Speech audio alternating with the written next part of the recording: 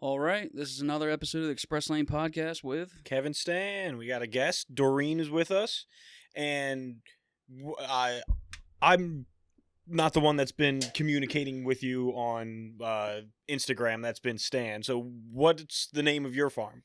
Hill Creek Farm. We're in East Coventry Township. Our mailing address is Pottstown. Okay. And what kind of farm is it? We do specialty vegetables and seed production for specialty vegetables.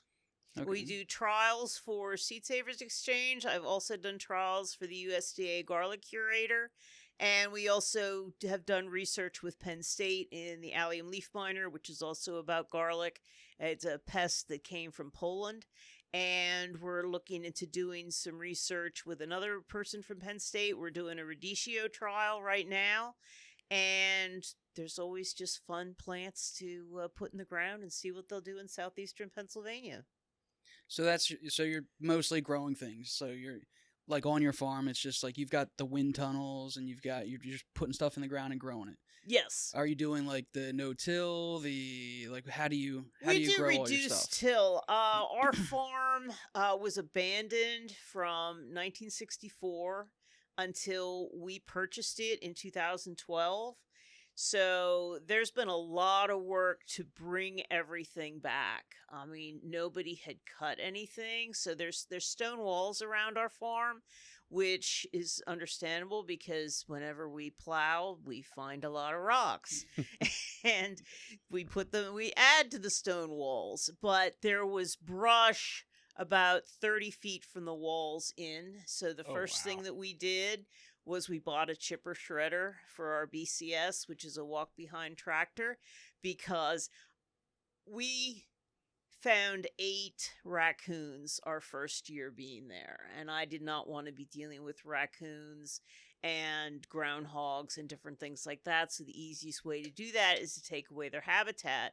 And so we bought the chipper shredder and we just cut down the brush and we started chopping it all up and then using it as mulch whenever we were growing things. So we're very much into the regenerative agriculture, building our soil. We do soil tests every year. We're now part of the soil health benchmark study with PASA farming, and which would compare us to other vegetable farms. We did, when we first started doing things at the place, we could not find any earthworms. It was so badly done. It was so degraded that the soil organic matter was extremely low and we couldn't find any earthworms. And now that we've done the cover cropping and the mulching and the adding organic matter in there, my husband and I, every time we see an earthworm, we're so excited. And we see a lot of earthworms now. So when you didn't have any, like, do you have to buy like a pallet of earthworms or something? Like, no, or you have to import earthworms, or do you get it done without them? You bring the soil. There's basically eggs, and there's a few in there. There's just not very many. So what you want to do is give them conditions, and they will breed, and they will come into the soil, and they will do things. So it's a lot of adding things that they like to eat. So, like, Kev, this is like, if you build it, they will come. Yeah, I get it. Baseball. Field of dreams, There you go. Yeah, one of the things, like, if you're looking at anything farm related or growing stuff, you always go to a Joel Salatin video, and like he's always talking about the earthworms, and that's how you know you have good soil, all that stuff. Yeah, if you ever look up farming videos. Not the way you do, but I am familiar with Joel Salatin. All right. So you get this property. You guys are bringing it back to life. How do you zero in on, like, was your family always farmers? Like, how did you figure this out? Well, my family, my grandfather was Pennsylvania Dutch. Okay. He was Church of the Brethren. His mother ran a farm in Iowa with her sons. And he always had a huge garden. He actually became a carpenter, and he came back to Mount Pleasant, Pennsylvania, which is in Westmoreland County, which is where the rest of the family was. I'm not sure why his branch went to Iowa, probably because they wanted more land. And he came back to visit his relatives, and he ended up marrying my grandmother. And he had a huge garden because he'd grown up on a farm. He liked doing it. And I followed him around from the time I could walk. So literally from the time I was 3 years old, I was following this guy through his garden. And by the time I was 5, he decided that I was old enough to have my own garden. So he set up a garden for me, and we worked. So we would work on his garden when we were at his place in Mount Pleasant, and we would work on my garden whenever we were in Pittsburgh, which is where we grew up, because my mother had married my father, who had family lived in Pittsburgh. We lived in the east end of Pittsburgh near Frick Park, so there was a lot of nature around me, even though I was in the city. Mm-hmm. So I just kept doing this. And my grandfather was compulsive about finding new plants. Since he was a carpenter, he helped build the Pentagon, even though he was like based in Westmoreland County. Okay. He would go different places, on the railroad in those days. And he would just like find an interesting project like the Pentagon, and he would go work there. And then when he was there, he would look around and see who else was growing things. And he loved tomatoes. And he would eat tomatoes like people eat apples. And he was always convinced that there was like as many good tomatoes as he had. He was always convinced there was another better tomato out there. So he's always looking for another tomato. So he would find different tomatoes. He would find different seeds. I mean, this was the 60s, It's like I had these tomatoes in my garden that were all sorts of different colors. And like my little friends, 6-year-old friends would say like, tomatoes are supposed to be red. Why are your tomatoes yellow and orange? And then I would say to my grandfather, why don't you get me some red tomatoes? And then he would get mad at me because he would be like, no, these are good tomatoes. And so he was a bit of an economist at the time, and he just was always finding cool stuff. And of course we grew ground cherries because we were Pennsylvania Dutch. And we just grew things that he found that was cool, or things that I found that I liked from his garden, and he would like get me plants. And whenever I was a child, he never announced when he was coming. He just showed up. And but I knew like in the spring, because he started all his own seeds. And so I knew that like one day I would come home from school, and he would be there with all these plants, and we would go plant them. So this was a big deal. Unfortunately, he died when I was 12. Okay. And that was pretty stressful. Mm-hmm. But I still had my garden. And what happened in Pittsburgh, we were in a very tight neighborhood. And we were in a naturally integrated school. So there were only 100 of us in this school. But because it was naturally integrated, and this was the 60s and 70s, they weren't going to cut it down.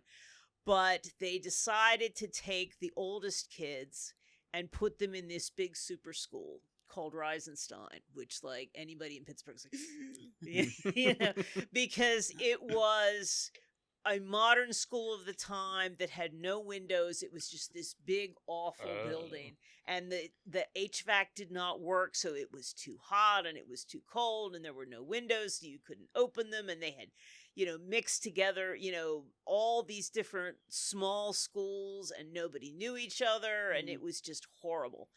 And I would come home from that, and it was very stressful, and I would go work in my garden, and I would feel better. And I realized I was always going to have a garden because working on it just made me feel better.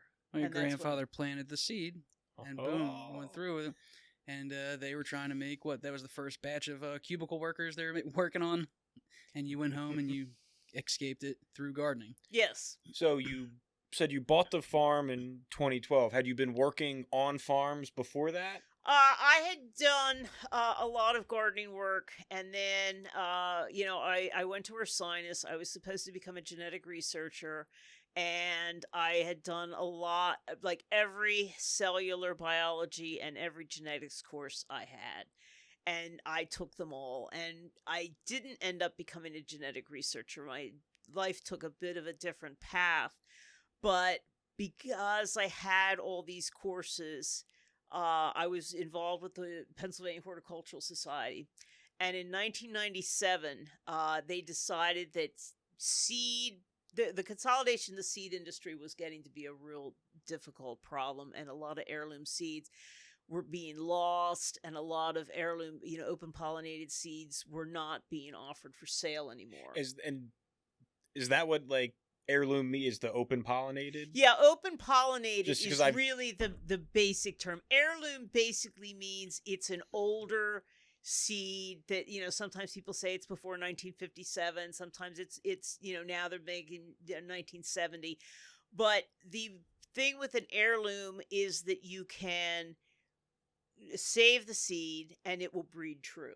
Okay. It's not, its parents are of the same line. Because I've seen, like, at the grocery store, heirloom tomatoes or heirloom, like, other vegetables, and I would get them, but I didn't have any idea what it actually meant. I was like, they're supposed to be better, so that's what I would buy. Usually the idea of the heirloom is that because it was kept from all this time, that it probably tastes pretty good, or it does, good things.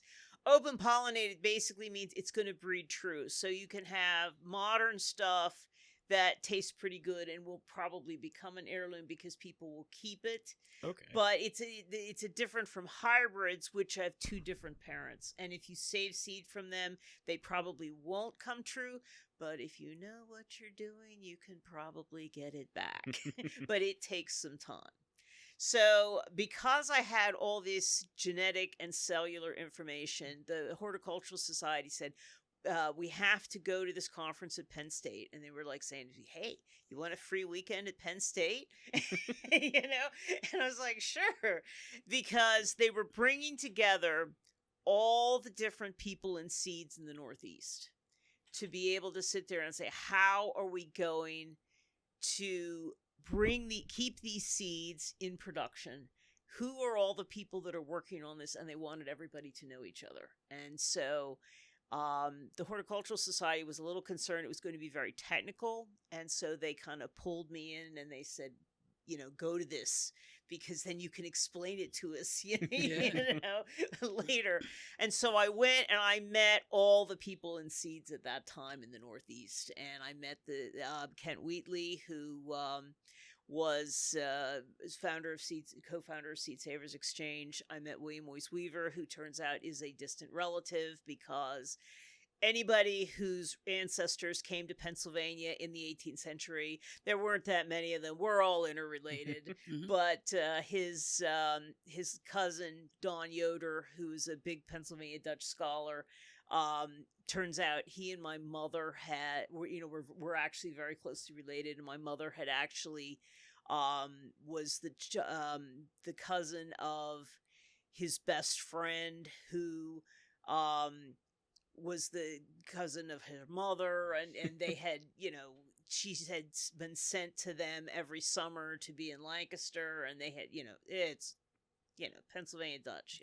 Small world. Yeah, it's a small world. So I went to that, I met all these people, and I got really interested in seeds as well as urban agriculture, which is what I was in 1980.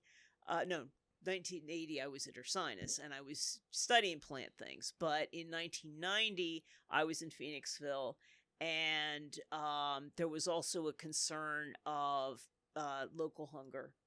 And our church, St. John's United Church of Christ, decided that we needed to do something to deal with this church priority. And we realized that we couldn't really teach people to garden at home, because Phoenixville, being a steel town, was very narrow. There weren't a lot of places that people were living, especially in town, that had yards that would be able to support families.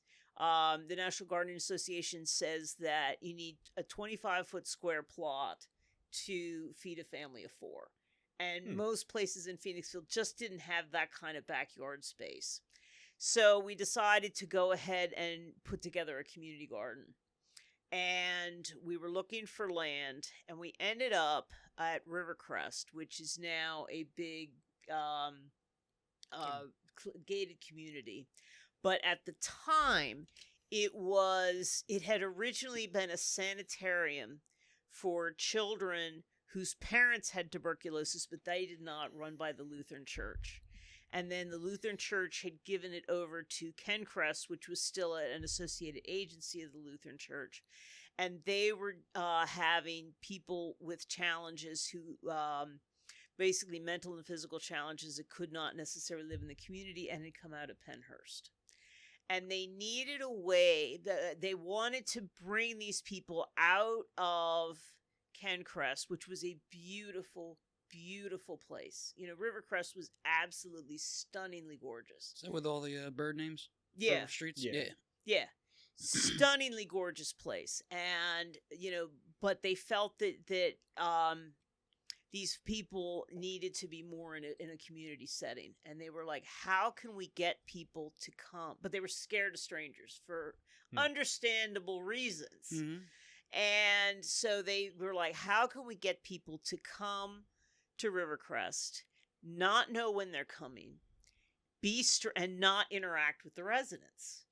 And then they heard about us looking for a community garden. And they said, this is great. Everybody will we got space. We've got good land, because it was a farmland that had been donated, many generations before. And they said, we'll give you the land. You can come here. And if the people are afraid of you, their counselors will be right there, and it will help them get over it. And if they're, and just don't interact with them unless they want to interact with you. And it worked beautifully. They never knew when we were coming, because people were, gardening at different times. And you would see like a resident all the way back there, and then they would like run into the house. And then eventually, they would come closer and closer, or they would come closer with one of their counselors with them, and they learned not to be afraid of people, and to realize that people were like going on with their lives. And some of them would interact with you, or they would watch you doing things. And so we were the primary source of in-season fresh produce for Phoenixville Area Community Services. Wow. I mean, we were a serious thing. And then, because a lot of us were very botanically oriented, as I told Stan earlier, a lot of the people in Phoenixville that gardened with us were either longtime residents who had always wanted to do something like this, or people who knew they wanted to garden, but Phoenixville was cheap in those days, and they were living in an apartment, and they wanted to garden, and they were saving up for a place with their own land. So we had a certain amount of turnover, because people would save up their money and then they would move out. And so people were very interested in, plants and what things we're doing. So we started doing the USDA garlic trials, because garlic is not native to North America.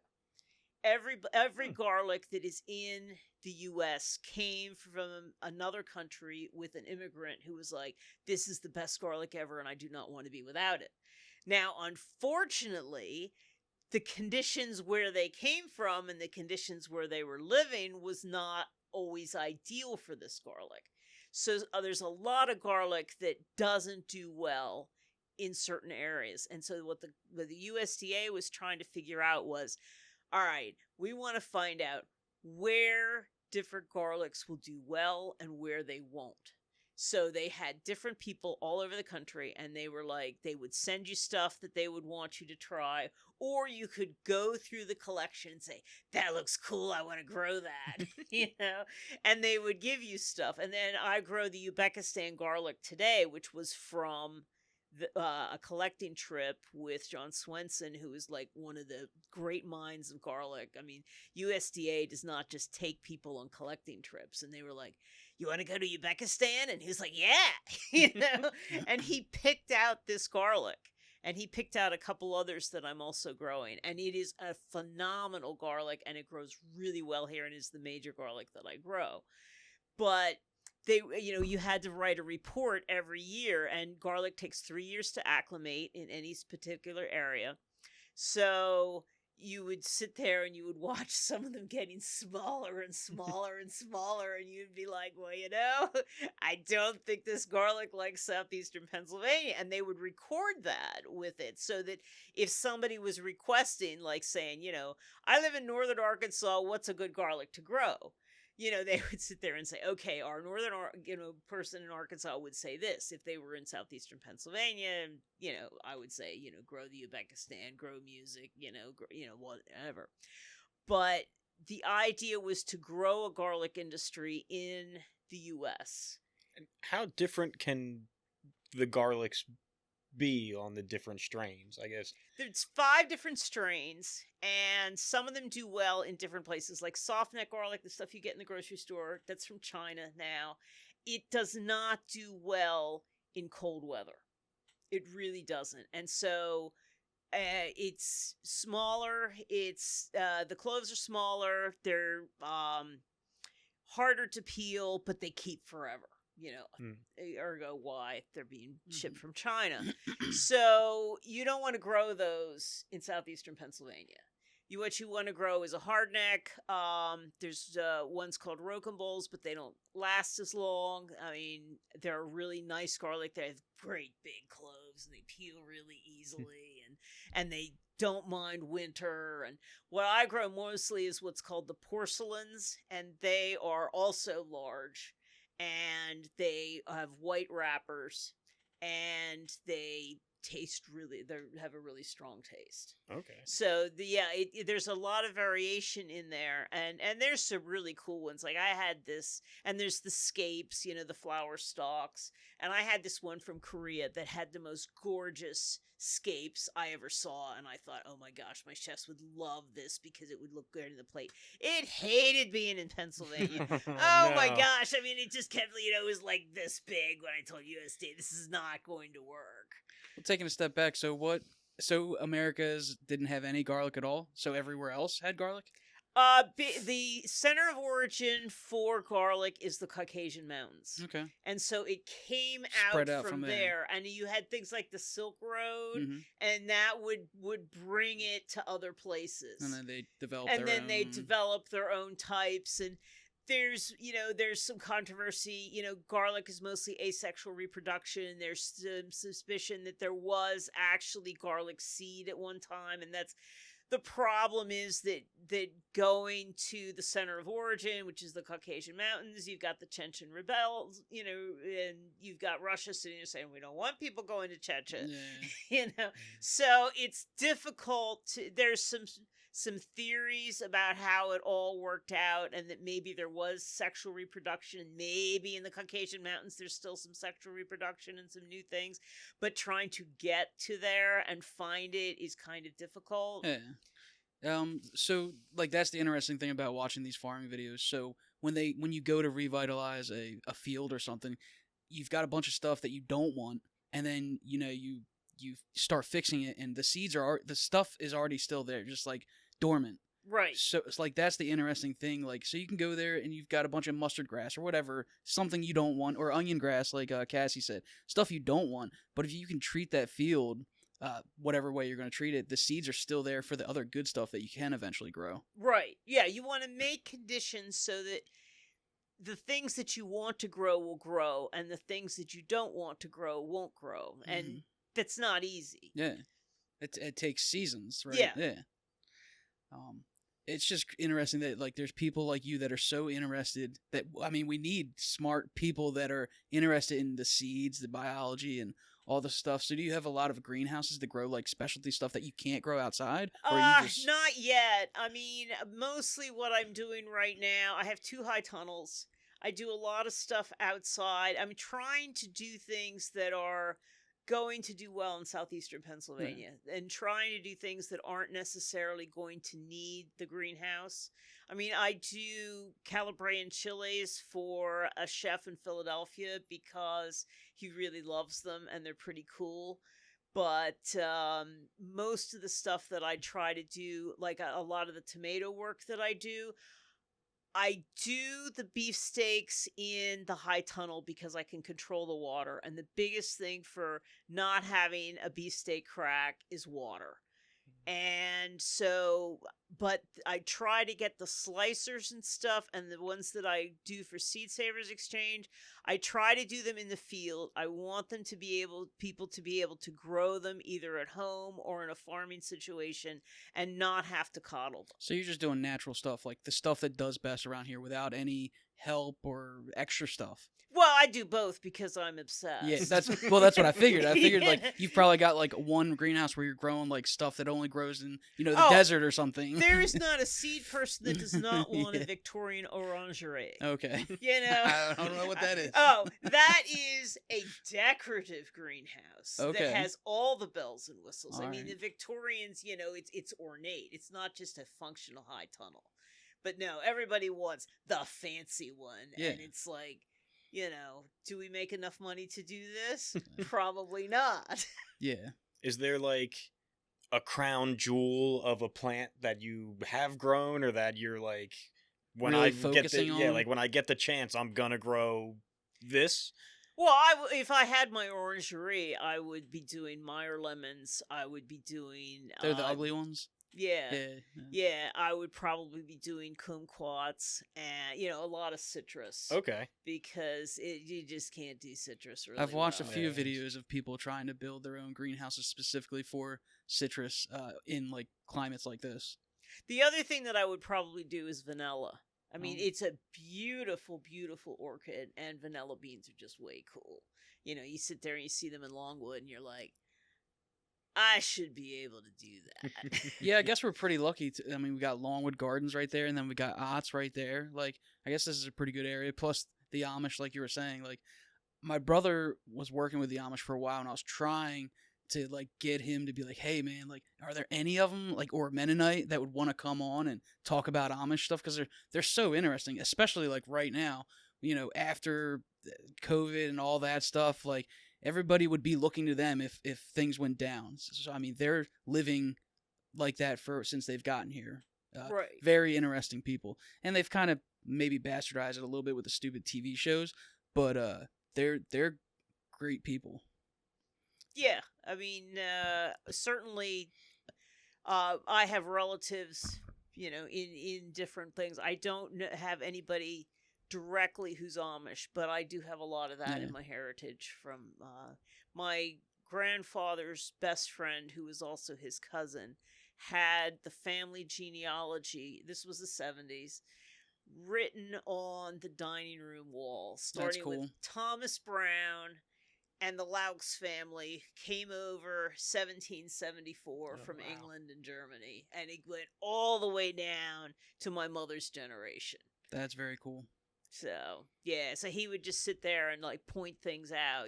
This is that. These people were from this part of Germany. This part, this lady left the Amish to, just like my grandfather, Church of the Brethren, married my grandmother, who was actually German Reformed. So it's like a little more conservative to a little bit more liberal, and Yeah. just back and forth. Like he could just reel all that stuff right off. If you're from a Pennsylvania Dutch background, is there a family scrapple recipe? Not really. Actually, what there is though from my grandfather is he did beef hearts stuffed with Pepperidge Farm stuffing and roasted them. He loved them. I tried it once because he died unfortunately because my mother was like, "No, I grew up with that. You're not doing this in my oven." No. And so I tried it after he passed, and I was kind of like, I'm not sure. Yeah, acquired taste. That's awesome. So like, what other stuff are you growing on your farm right now? Well, right now we're doing the Radicchio trial, which I'm doing with Francesco De Goya at Penn State. What we're trying to do is I ended up, I was basically feeding the world when I was doing the community garden. Oh yeah, you can And- go back into. I'm sorry. You Yeah. can go back into. You were talking about the Phoenixville, then you jumped over to the community garden at St. Gabe's. Right. Well, yeah. So I was at, we had the one at Rivercrest, and then we were starting, because it was a church program, we were doing things with adjudicated youth. And then, unfortunately, Rivercrest was sold to the people who have it now. Yeah. And the reason why Kencrest did that was because they felt that it was the only way that they could raise money to buy community homes in the community for their people. Because even though it was a beautiful place, they felt they needed to be inside. So we needed to move. So we went to Fairview Housing Project in Phoenixville on the north side. And we did a lot of work with St. Gabe's. They would come once a week. We created a labyrinth, an earthen labyrinth, nine circle labyrinth, and we had a little bench in the middle, and a lot of people would go and just meditate there because we thought that was part of our mission, was not just to feed people but to help people be calm and be able to think about their life. So we did all that, and unfortunately a developer decided they wanted the land, and it took them 3 years to throw me out. But anyway, it happened, and my husband said, we're not doing any more community gardens. Well, isn't that? I would imagine that's like a disappointing, or like a thing where it's like you're dumping so much of your time and effort into, and then it's just like at any moment. I mean, it could just be sold or taken away.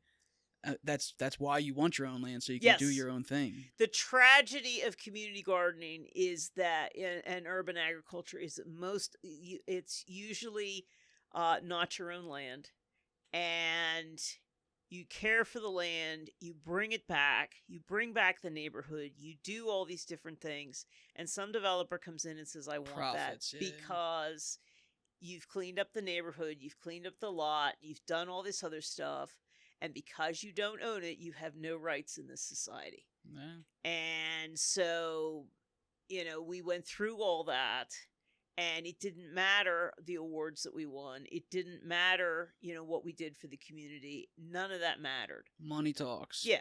Money talks. And so it took us 3 years to find Hill Creek Farm. And, we were looking around and saving lots of money because this is not a cheap area. No. And so anyway, we managed to find this place that was, as I said, it had been abandoned since 1964. And the place, the barn was halfway in the dirt. There was an old chicken coop block building that had no roof, and the house has basically originally, I didn't see the original ad. The house was a wreck too, and the developer who had it, the place had originally been a 22-acre farm, and this developer bought it. And he wanted to just develop the whole thing. And the township wanted to save the barn. It's an 1856 Switzer barn, which is somewhat historic, but anyway. Not historic enough. It's like right on the border. Yeah, it's right on the border. But they said, no, you got to you got to take 8 acres off and keep the house in the barn. So he had to do that. So, but nobody would look at it because the whole place abandoned since 1964, and this was 2012. So he got no response, and so he sat there and he said, wait a minute, I'm a builder. I can fix this house. And supposedly in February of 2012, every employee of him went to this place and fixed the house so you could live in it. But he was a builder, so he, of modern houses, so he put white carpet the whole way through it, which was a little insane. But anyway, so we went there and we were like, well, this is a lot, but we can live in the house, because we'd looked at some properties where the house was a wreck too. And it was close enough that my husband could commute to Malvern, and my cousin, who also lives with us, could commute to Phoenixville. So we're like, all right, we're going to do this. So we did it. And we had to fix the barn. And I got half the people told me it was hopeless. And I got this one guy who had been the foreman for this guy in Bucks County who was real famous for renovating old barns. And he wanted to do his own business because he'd been working with this guy. And he's like, I want to get out on my own. And he said, I can fix it. And we're like, all right. And he did. And Yeah. the barn is gorgeous. I mean, you can see it on my Instagram, and, he did a great job. So we're like, hey, Chris, you want to fix the block building? Because 1856 is the house. 1857 is the barn. And there's like no storage space at all. So we were like, this other, because Frank was like saying, oh, we're going to have to tear this building down. It's a mess. And our electrician that we had known in Phoenixville came out to work on the barn because there was no electricity and we needed some. And he's like, I think that building's sound. I think you need to, get an engineer to look at it. And I trusted his judgment because he'd helped us in a lot of other ways. So, the engineer said, yeah, building's okay. It looks like heck, but building's okay, and it'll probably cost you $2,000 more to fix it than to tear it down. And we're like, we got no storage space. We're fixing it. So Chris went and fixed that. And then Chris decided that he was really into all this stuff. And he went to Martha's Vineyard and was doing, fine carpentry work for people. So, so that was good. He's a happy guy. He's a carpenter. He likes doing that stuff. And then we were like, okay, what are we going to do? So, I had done the trials and things. I like doing specialty stuff. I basically felt like I was too old to do a CSA. I mean, it's a lot of work all the time. Yeah. So I said, all right. People counting on you all the time. Yeah, all the time. So I was like, I want to do seasonal stuff. So, and then of course I'm not doing small stuff. I said, I want to do asparagus. So, which takes years to take. Yeah, root, it takes years. I mean, the extension agent was like, "Are you kidding me?" I said, "Yeah, but people like asparagus." So we started out with like 5 rows, and then now we've got an acre of asparagus, and like half of it is green Jersey Night, and the other half is purple passion. Because I like purple asparagus, and I think people like purple asparagus. And, Norse Farms, where I got my seed stock in Massachusetts, they're like, this is cool, because nobody will buy the purple asparagus. From them, they're always selling the other, and they always had extra. And so I was like, yeah, I'm going to do this. And it's incredibly popular. It's very sweet. It's got less lignin, which is the stuff that makes asparagus woody. And it gets really big, and it's not woody because it doesn't have the lignin in it. And it's got more sugars in it because it's got the purple. So you can grill it. Okay. And it's just really, really good. So I let it get big and thick because people can put it on the grill and it's not going to fall. And you just got this nice caramelized piece of asparagus. It's just really good. So that sounds good. So you have an acre of just. I have an acre of asparagus, and on my phone, I have asparagus. Background. I love asparagus. So that's your thing. Yeah. Well, no, that's not just that. Well, yeah, obviously. That's my thing at that time of year. I mean, the garlic is the biggest thing that I do. The garlic is just. I mean, we do a quarter acre of that. Okay. And then we somehow, I guess because of my grandfather, I just kept doing tomatoes. And then, I got known for doing these crazy large heirloom tomatoes. I mean, when I had the high tunnel, it was just so much easier because you can turn that water off. You just basically, because I would do some heirlooms outside the high tunnel, and I mean the heirlooms would do fine, but not the beefsteaks, and because you'd get a big rain and then they would explode and life would be bad. Yeah. But in the high tunnel, it's like I just have my little drip irrigation, and it's like you've had enough water. It's and I mean my phone is my life. It's like you got to know. I do the alerts, the times, let's see here. This is my temperatures for the high tunnel. Okay. It tells me what's going on. I got my weather apps. I mean, I pay for shadow weather so that I get little alerts. It tells me, that wind is coming. That was one of my questions of like how have you used technology to really to take it up a notch? Because I mean, there's always the knowledge of just how to do things, but then on top of that, things keep getting better and better, and Wi-Fi and Oh, and then I got the weather thing too. I got a little weather station. That was my Thanksgiving present last year, and that tells me everything. What's going Okay. on at Oh, the wow. farm, and then this is actually this is ambient weather. You can find it, Hill Creek, Pottstown, and you can see what's happening. oh, nice. So, and like, I put it on the East Coventry neighbors page, and I had like 60 people that were like, "This is great! I can know the local weather." Yeah. So you're like really involved with like getting everything out there and technology side of it, which Yeah. is nice. Oh yeah, I mean, you would never pry my phone away from me. It's like it just makes my life so much easier because I mean, you'll probably see me out in the field like with my phone, and they probably think, "What is she doing?" Well, I'm looking at the weather, I'm looking at the temperatures, I'm looking at the wind, I'm looking at the radar. I gotta know what's going on. I mean, I did an Instagram post basically about the decisions that you have to make. Mhm. Showing that what's the wind. You've got the high tunnels. You orient the high tunnels away from the prevailing winds, but the prevailing winds aren't always. Sometimes the wind goes in the opposite direction. So you got to know what's the wind doing, what's the sun doing, what's the clouds doing, what's the temperature doing. And you look at the radar and you're like, okay, now the radar's not perfect. Is that storm going to come here that I need to close up the high tunnel? Or if the storm, is coming and it's summertime, am I going to cook everything? You always are making these decisions and they have real life ramifications. And sometimes you get it right and sometimes you get it wrong. Not everything's alive in my high tunnels, but there's other things that you make decisions for, and sometimes they work and and you're always doing that. So you're a farmer now. Is that how you make your money?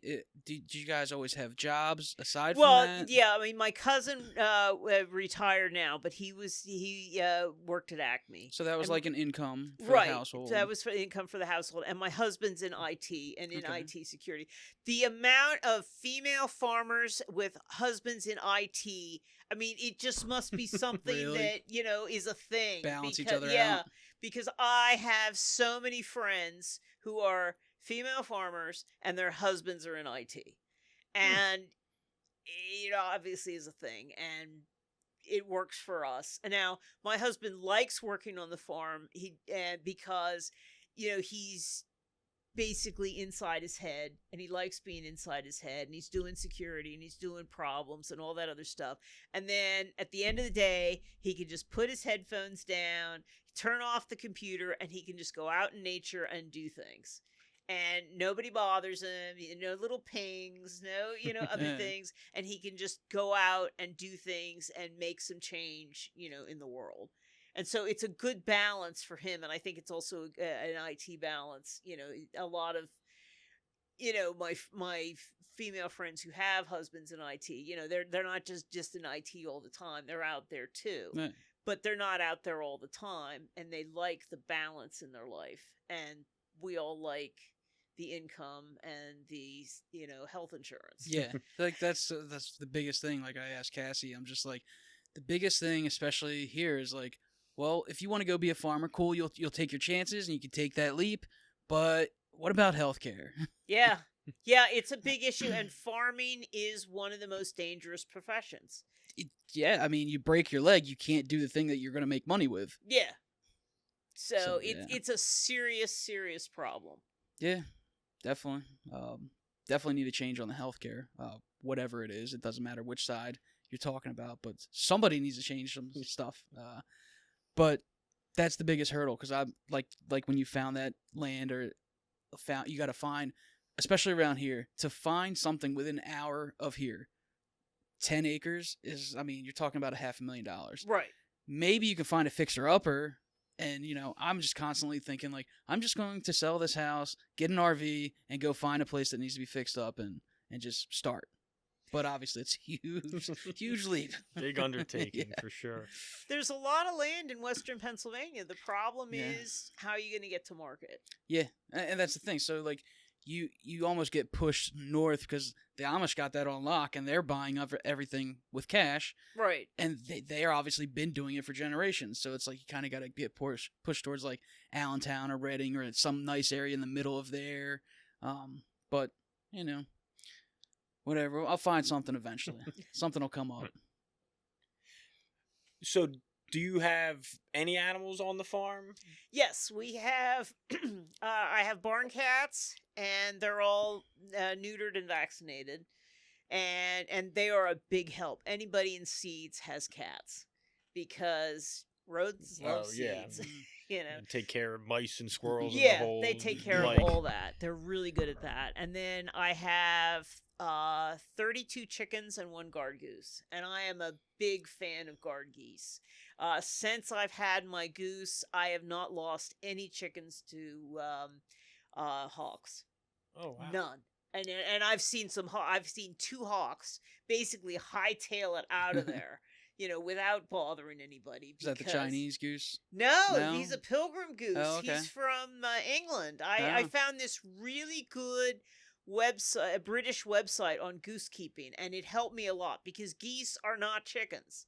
And there were some quirks about him that I was kind of like, But I looked at this site and they were like, this is what geese do. And I was like, yeah, this is what he's doing. So, if you've basically done chickens and you understand the quirks, it's fine. Nice. But so you just do them for the eggs and yeah, we do. Well, we do them for the eggs, and we also do them for the composting. Okay. I mean, we enclose the barnyard. It's pretty big, and we throw all our weeds in there. We throw our kitchen scraps in there. We have like 3 or 4 households that bring their kitchen scraps. And, anything that's diseased or anything that could get diseased, we throw in there. Yeah, I mean, in plants, Mhm. like squash vines are just notorious for holding disease. Hmm. So it's like, I don't want to keep them in the field. We rip them out and we throw them in there, and they dry up, and the chickens love scratching stuff. Yeah. So they just rip it to shreds. They poop on it, and it composts. And then we can dig through, at this time of year, whenever, beds are put to bed, you can just take those nutrients and put it on. And that's adding stuff to there. I did a lot of composting. I did vermiculture whenever I was in Phoenixville, and we did a lot of individual composting at both community garden sites. But it was just too much to do the vermiculture. I need like the machinery, for vermiculture that sorts everything instead of doing it by hand. There's some really cool machines. And what is it? Oh, that's worm farming. Okay. Yeah, There you it's go. yeah. For you, Kev. Yeah, I mean the biggest thing for if you do worm farming yourself that I found is that no matter how clean you think a banana peel is, there are fruit fly eggs on it. Yeah. And they are going to infect your worm box. So what you do is you nuke the banana peel. I mean, even if you do it for just a few seconds, that kills everything. And you throw it in the worm box, you will never have fruit flies. Okay. Yeah, like I look at the 3 bucket method for worm farming, all that stuff. You farm worms, vermiculture, right? Yeah. Yeah, that's interesting. So, where are you at now? Like, so you've got acres of stuff growing. You've got a store. No, I don't have a store. You just sell on the. I sell at the Phoenixville Farmers Market, Okay. and I sell to chefs in Philadelphia and to local chefs, and Okay. then to people who really like, interesting food. How did the relationship with the chefs come about? Like that's did they find you, or did you go to that? Did you say, I have this cool purple asparagus, would you like to try it? Basically, it was the fava beans. What I was doing was I was growing the garlic, and then David Stern in upstate New York probably knew most about garlic than anybody else, and he had a newsletter and people would follow him. And he said, because garlic depletes the soil. Garlic just sits there and it's like, ooh, food, I want it all. So your soil is kind of like, after you do garlic. And I love garlic and I'm going to keep growing it. And David Stern loved garlic probably even more than I did. So he found out if you did garlic and then you followed it with fava beans, that would replenish your soil. Okay. And of course, not a lot of it. So there were all of us doing garlic. We're like, yeah, let's do fava beans. And so we did fava beans, after the garlic the next year. And I ate them. And I mean, like, my husband is Italian heritage. So, like, he knew what a fava bean was. I'm Pennsylvania Dutch. I didn't know what a fava bean was. But I was like, these are pretty good. So, but I had a lot of them. And so I was like sitting around saying, hey, you want fava beans? And these chefs would be like, what? You have fava beans? Like fresh ones? And so, I would start selling the fava beans. And they were like, well, what else do you have? So, they kind of rolled from there. Okay. And then because most of them, since they wanted fava beans, were Italian heritage, I end up doing things like rapini. I end up doing things like now the radicchio. I end up doing Italian tomatoes like Canestrino and Solia's Heart. Canestrino is the paste tomato that is Italy's entry for paste tomatoes in the slow food arc of taste. It's considered the best of the best.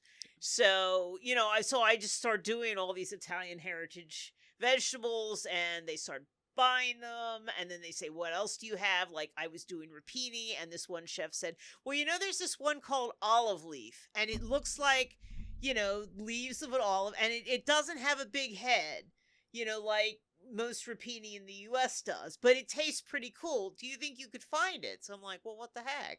So I go and I look, and I find it.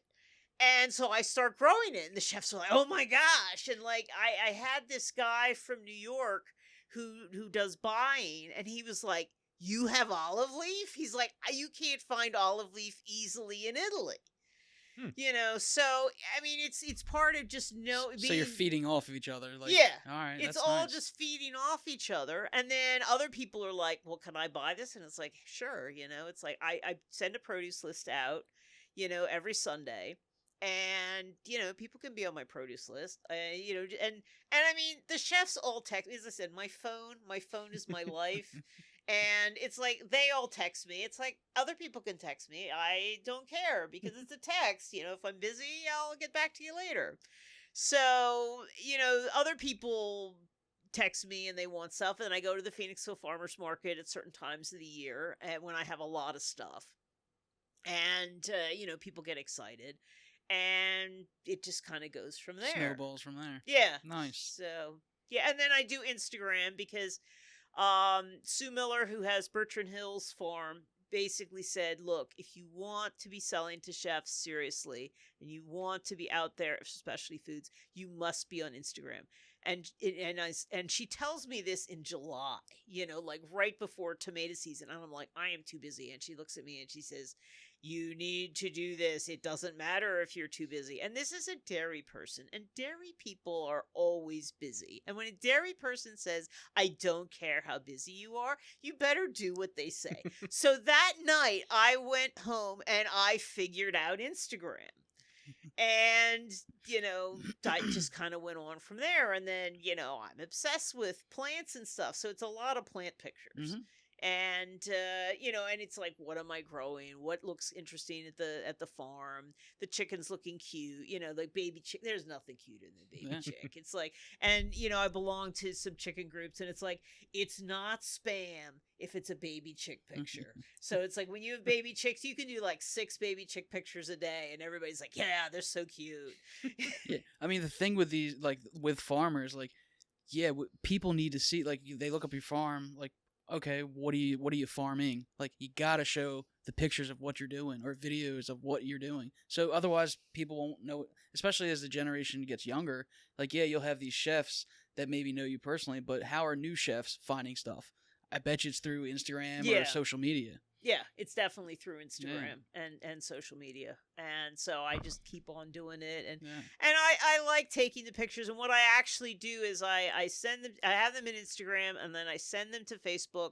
And then every morning I go through my Facebook memories, because it shows me what has happened over the years, you know, what has done well, what has not done well, what do we, you know, and it helps, you know, point things in time. And that's helpful, especially with climate change changing so much.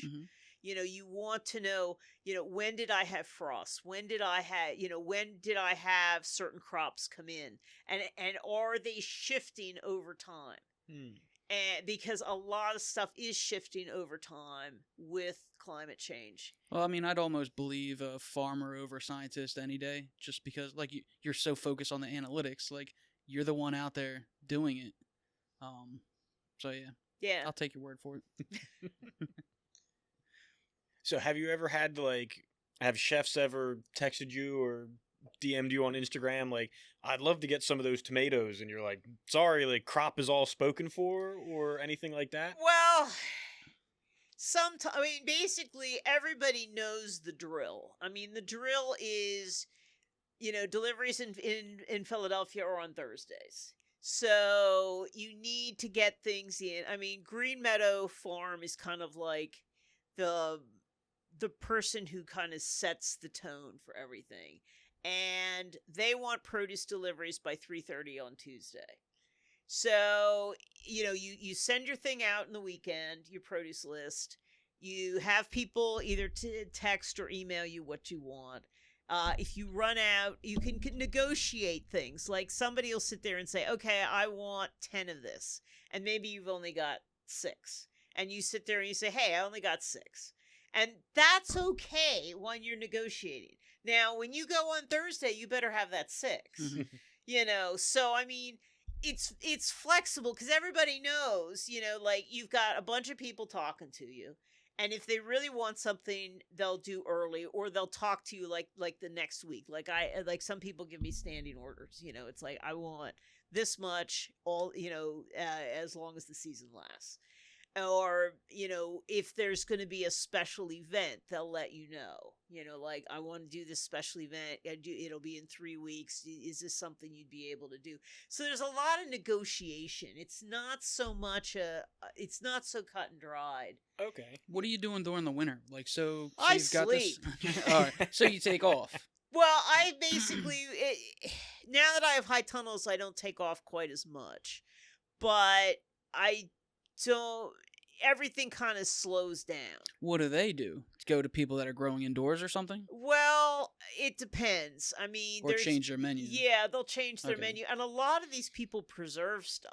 Okay. So, I mean, they'll sit there and they'll get, you know, like, you know, 50 pounds of tomatoes. And they're not using 50 pounds of tomatoes that week. They're drying it. They're making different things. You know, a lot of the farm to table, when you go in the wintertime, I mean, there'll be some stuff that people have from tunnels and things. But a lot of them are making things. Okay. Turning it into other stuff. Yeah, they're turning into other. I mean, it's a big thing in some places to have pantries where you can just see all the different stuff. And then, you know, they get inspired. You know, they go in there and they say, oh, you know, this looks good. Why don't I do this? And well, I'm watching these farm videos, and it's like they're storing stuff like squash and potatoes in their basement. It's just like, oh, you could just store stuff down there? Like, I thought, like, you know, in my cabinet, the potatoes start smelling weird. Like, you got, but I mean, there's temperatures and humidity and stuff like that. A lot of, like, older, like, I don't have that, but, like, I have a friend in Maine, and he's, you know, I don't know how many generations lived in this house, but I mean, they have root cellars that actually work. Where, you know, and some places do that. And then there's, you know, there's books on root cellar. I mean, I want a root cellar, but, you know, because, I mean, if you ever were at Kimberton Hills, they have an amazing root cellar. You know, it's circular, it's got bins, it's got, you know, it's got air things. And I mean, and this thing was built, you know, in the early 20th century when they really knew what they were doing with that. Because everybody was doing it because there was no grocery store. You needed to preserve or keep stuff cold to keep it fresh. Like that's the cool thing that like so you've got Norristown, and then all the Italians eventually moved out of Norristown out to here to get a little bit of property, and they all had fireplaces out in their yard to bake bread. They all had tomato gardens, and they had shelves for all their tomato sauces. Like there's nothing cooler than going into your buddy's house who has just a whole shelf space just for tomato jars. Yeah. And that's what they do all year round. Mm-hmm. It's cool. So earlier you had said that the Horticultural Society, or I'm not sure who you said, Pennsylvania Horticultural that Society. To feed a family of 4, you needed 25 square feet of Yeah, that's the garden National space. Garden Association. Okay, the National Garden Yeah, Association. it's National Garden Association. Like, to me, that seems like that's too small of a space to feed 4 people with. Like, Well, I think what they were trying to do is feed people in the summertime. I don't think they were Okay. saying year round. Okay. But I mean, most people, when they want a garden, they want to have enough to be able to feed themselves in the easy season. And Okay. that's the space that you need to feed a family of 4. Plus, you can keep rotating. You know, you take out things, you put in other things. I mean, you probably aren't going to be doing like my Long Island cheese squash that just kind of go like that. You know, like the roots will be here and the vine will be all the way at the end of that table. You know, not necessarily doing that, but maybe Okay. doing some zucchini, being self-sufficient, for the summer and not really having to go to the grocery store. okay. And what we also did, which made us urban agriculture, is if you took care of your 25-foot plot the first year, you could get as many other plots as you wanted to keep going. And I mean, we had this elderly man from the South, and he had 4 plots. And man, he kept Phoenixville fit. Yeah. He was just amazing. I mean, I would say Tommy has a dispensation from God, because he would like put his melons out on Good Friday, and I'd be like, there's a frost coming. And it's like, it didn't matter. His melons would do fine, Just knew how to do it. Yeah. So a lot of people didn't just have 25. You had to do 25 and prove that you could Okay. do it. And then we just let people, the really talented people, just however many you wanted to do. And we had a perennial area so that we could plow the other ones over. And so that like went down the middle and around the side. So like all the perennial herbs were there. We had fruit trees. Okay. We had all that different stuff. And so that way, people could take care of stuff. And then we had, on Tuesday nights, we had, work groups. And we would all just go and weed and take care of the common areas. And then we would have a potluck, afterwards. And, we all had our dogs with us. And, it was pretty cool. Real community, huh? Yeah. Nice. So, what other things? We'll probably wrap this up. I feel like you could talk about seeds and plants forever. Yes. Yeah. We'd love to do it again. What things would you like to who are you working with right now? What things do you have going on, and what things do you have going on in the future? Well, right now, as I said, we're doing the Radicchio trial with Francesco De Goya, who's a professor of plant science at Penn State. We're always doing work with garlic. I'm looking at also doing something with Penn State for tomato, trying to get insect predators of tomato diseases. Okay. So I think that could be just way interesting.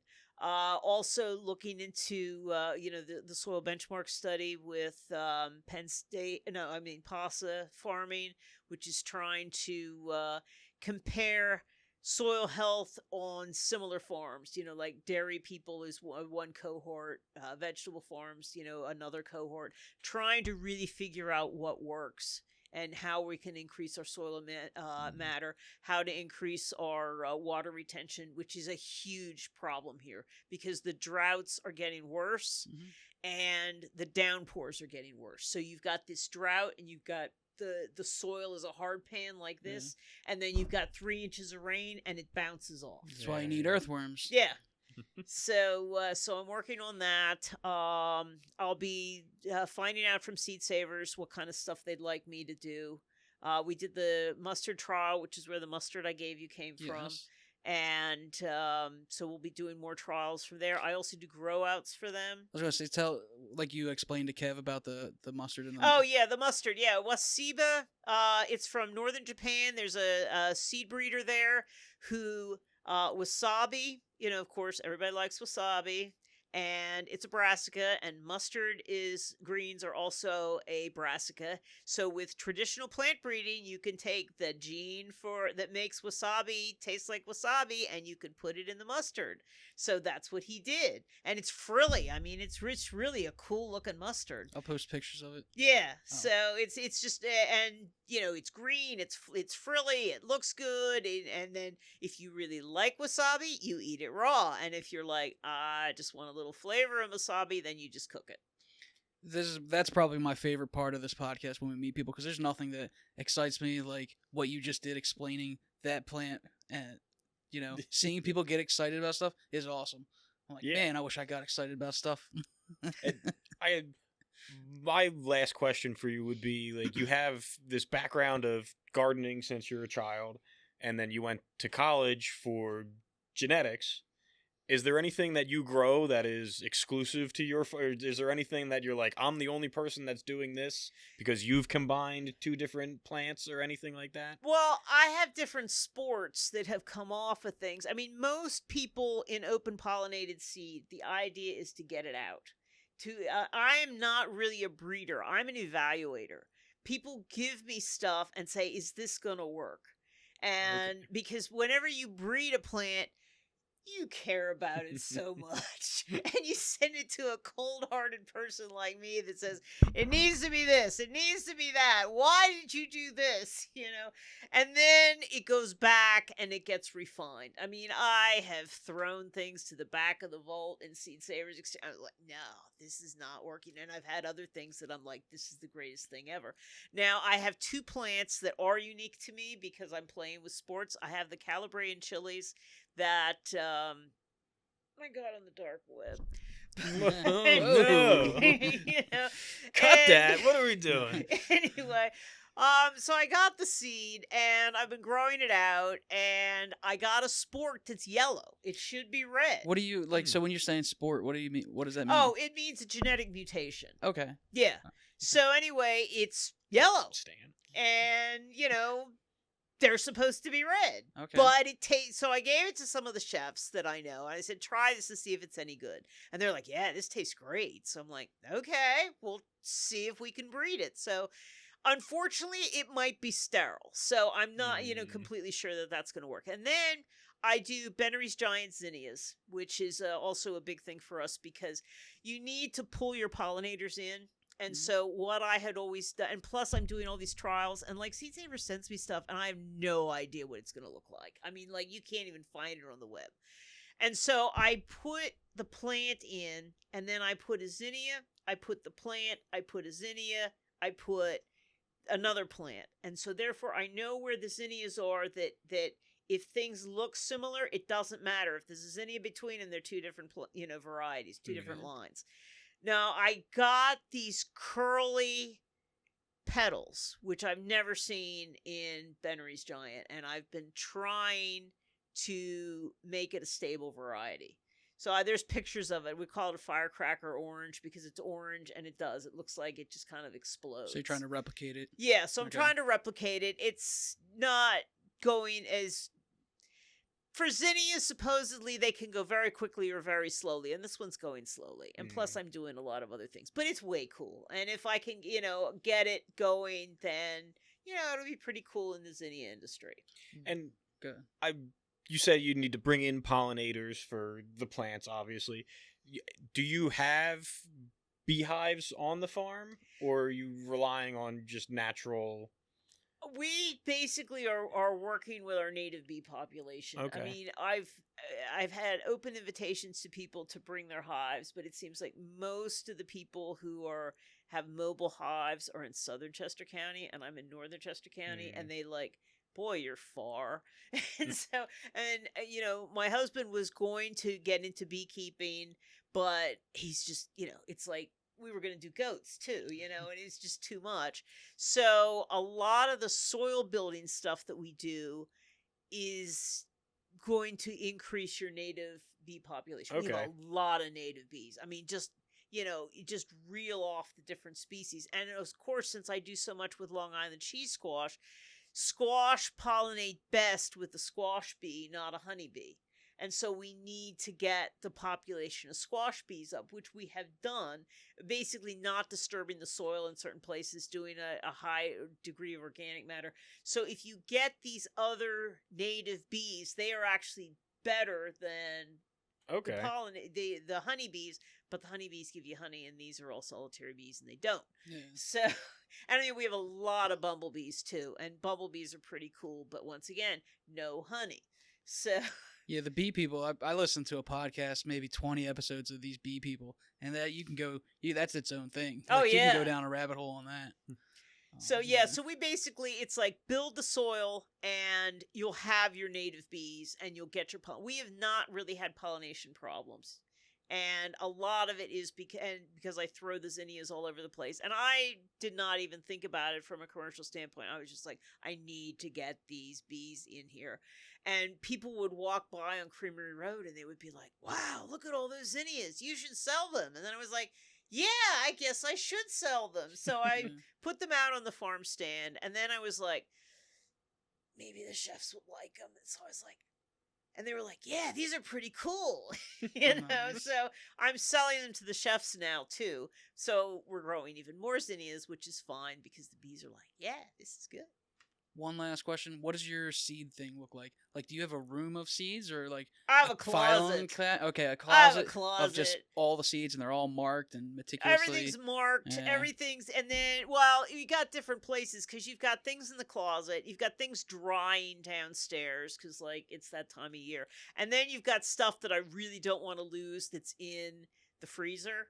And it's double bagged. It's like when you open and close the freezer, that's going to change the temperature some. So you have them in containers, and then you have those containers in another container. Okay. So that way, the chances of it moderating the temperature inside where the seeds are is less. And if the power goes out, boom, done. Well, the power goes off, my life is over Yeah. anyway. Oh, no. It's Nah. like, I mean, oh yeah, I always do, like, every year I do like a shout out to my electricity because grow lights and chicken incubator, because I do incubator every year to have more chickens, and my electricity for the freezer. I love electricity.